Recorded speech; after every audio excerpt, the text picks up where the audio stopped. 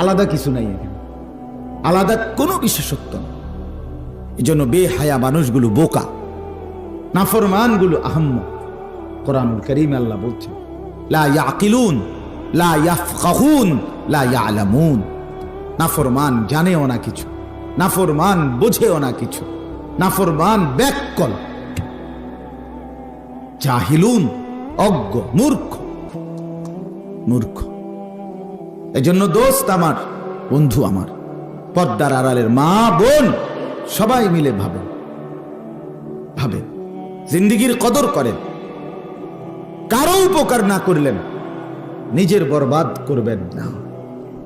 ছেলেরা তুমিও বোঝো, কমপক্ষে কমপক্ষে নিজেকে নষ্ট করো। এদ্দুর দিমাগ যদি কাজ না করে তুমি তো অসুস্থ।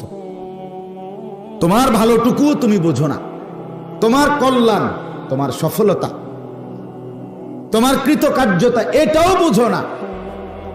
তাই তুমি তো প্রতিবন্ধী, তুমি তো অসুস্থ, তুমি তো মানসিক বিকারগ্রস্ত, তুমি তো তার সিরা, মাতাল,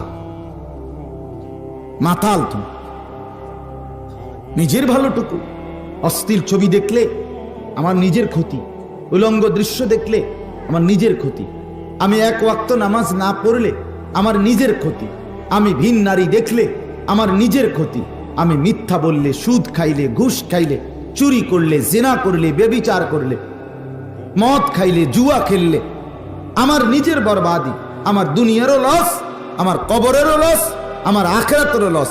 এদ্দুর যে বুঝে না বোকা, তুই বুঝলি কি, শিখলি কি, জানলি কি? বেটা এদ্দুর দিমাগও যার নাই।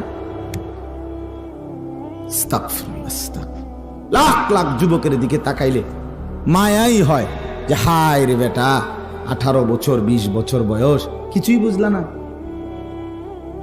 আল্লাহ আমাদেরকে বুঝ দান করেন।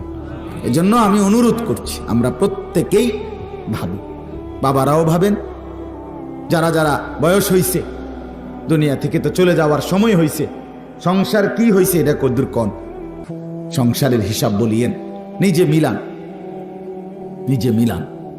স্ত্রী নামাজ পড়ে তো, ছেলে মেয়ে নামাজ পড়ে তো, মেয়ে পর্দা করে তো, স্ত্রী পর্দা করে তো, হিসাব মিলাই নিয়ে। বিবি বাচ্চা আল্লাহর কোরআন পড়তে পারে তো, 20 বছর ধরে 10 বছর ধরে রঙিন টেলিভিশন চলতেছে, এটা বন্ধ হবে আর কোনোদিন না? এভাবেই চলবে। আলাদা কিছু নাই এখানে, আলাদা কোনো বিশেষত্ব না।